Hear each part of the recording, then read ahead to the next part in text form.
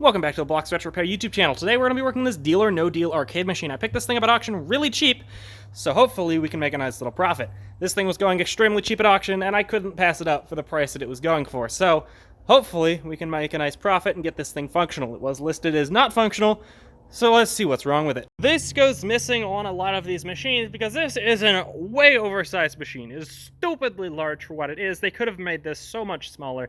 It takes up such a large footprint in an arcade. A lot of them got rid of this because this takes up an even larger spot that it really doesn't need. Now, most importantly, this machine has the Deal or No Deal security key. If you don't have this key, it basically totals the machine. This is not just a USB flash drive. This is some kind of security key. I think it's like a Rocky 2 or something. These things cost so much.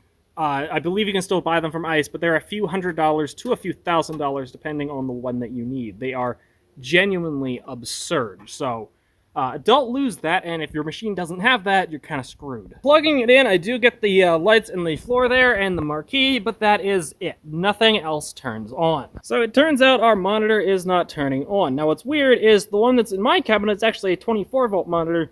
This one is a 120-volt monitor, which is interesting, but unfortunately it does not turn on. The power button does nothing, and nothing shows up on that power LED. I did run a power cord straight to this to bypass the one that's in the cabinet, and it still would not turn on. For testing, I went ahead and plugged in a test monitor here. Man, I love VGA. That is what's holding up this monitor right now.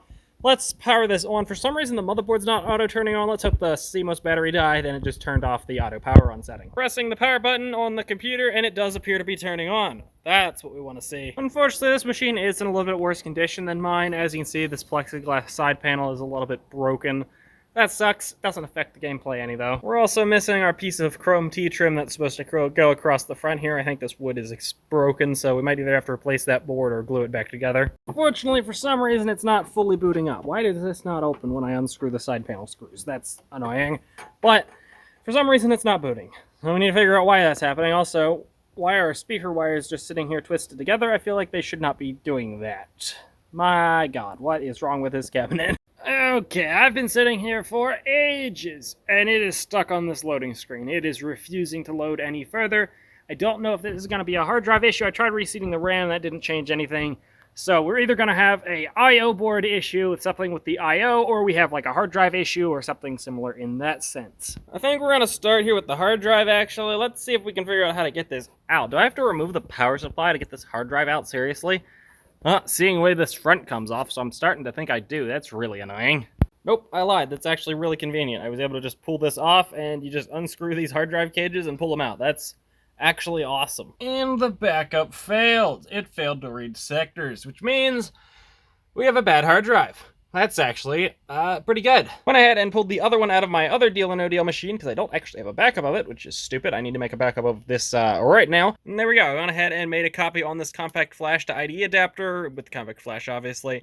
Normally, I'd say don't bother with these because these tend to be more expensive nowadays than the SATA with a SATA IDE adapter. However, I have a source to get free ones, so they're used, but they're industrial grade, so they're rated for an insane amount of hours. You know what? I gotta give ICE props when they're doing something cool, and this is something cool. You can just download the software from the website for free.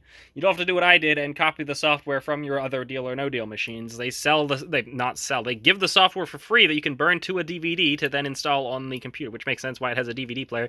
They have it both for the Microtel computers, which is what we have, and these Think Centers, but we can just download the software for free here. This is actually really nice. They do a lot of screwed up things, don't get me wrong. I still don't like, because, I mean, just that security key, they have listed it on their website for $2,500, which is absurd. But having the software just downloadable and not just selling the stupid DVDs, that's actually really cool of them. While we're here, not many of you are subscribed, so if you would like to see more of this content in the future, please leave a like and subscribe down below. And let's get back to the video. Just to make sure it boots, I threw it in my personal Deal or No Deal machine that I know is perfectly fine, so as long as this boots, we know that our copy is good. Okay, so our compact flash does boot, so let's pull this out of this, put the hard drive back in this one. We'll probably maybe upgrade this one to compact flash. It honestly wasn't any faster booting up than the hard drive. I mean, the thing is like 2 gigabytes in total, so that's understandable. Let's take this compact flash, though, and throw it in the other machine and see if it boots. Also, after looking at mine has the wrong TV. This is the original TV, as on mine I can see where they spliced into this power cable to run the 24-volt power supply. Also, weirdly, both Deal or No Deals basically have the same issues, or had the same issues, monitor issues and computer issues. That's odd. How does the monitor die and the computer die at the same time? I'm not sure, but let's see if this compact flash works. If it does, I'll 3D print a proper mount so I can mount it back in that tray, but let's hit the power switch and see if everything boots. There we go, it made it past the loading, so it should boot up here within the next few seconds, and the game should light up. Yeah, there we go. Just like that, and we are good. So, it just had a hard drive failure and the monitor issue, so we still need to figure out the monitor issue, but now it's working. I'm just gonna play through it blind, make sure everything lights up, which it does. We need to make sure those turn red, and then we should be good and know everything works. And they turn red, so we are good there. I'll tell him. What's my offer? All right, it doesn't actually tell me. Guess we could have ended it. I know all the lights work.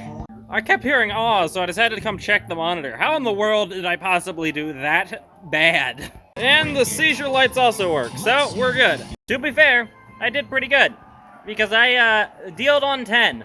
Apparently I forgot how to remove this. Technically you don't need to remove this front plexiglass, you just have to take off the, I believe 6 screws around the top and pull this whole wooden frame out, but I removed the plexiglass first anyway, but oh well, I guess it makes it easier to get to the screws. And there we go, I got the wooden frame out, it ended up being 8 screws actually, and then I also took the wooden, the cardboard surround off.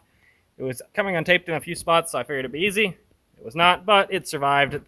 The outside of it survived. Ice truly is the apple of the arcade world, not just because of the prices, but the outside plastic was held on with hex, the inner wood was held on with Phillips, and now the TV is held on with square.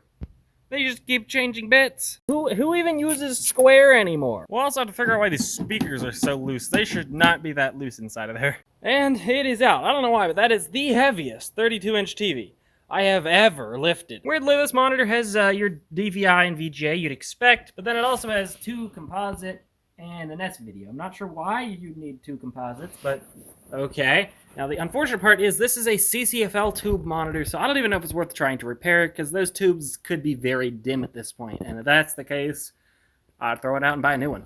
Oh. Well then. Our power supply went kabang. Hey look, I found a replacement. Out of Taiwan. Only 1,200 yuan. Awesome. Unfortunately though, without any schematics, there's no real way to tell what that resistor value was, so especially being a CCFL tube monitor, I think we're just gonna have to source a replacement. Well, with that, unfortunately I think we're gonna have to wait a little while.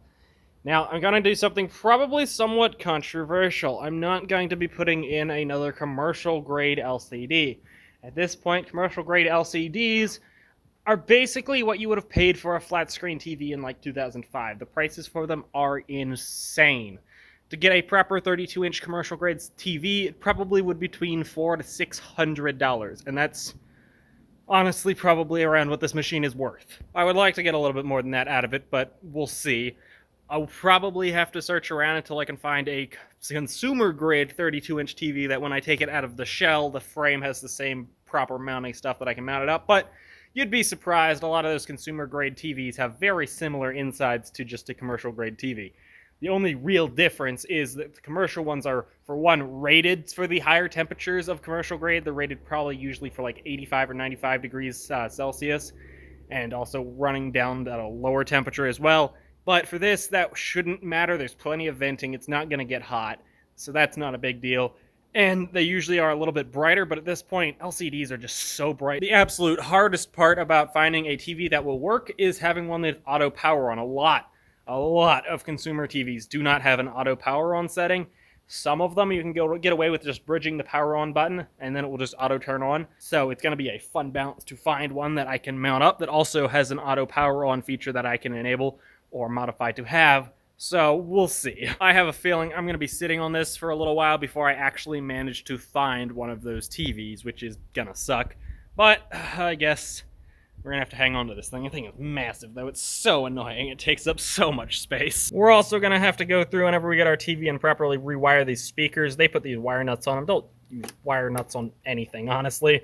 They're okay, I guess, for house wiring, but honestly, use Wagos at this point. So, yeah, just simply don't use wire nuts. If you're using wire nuts, you're probably doing something wrong.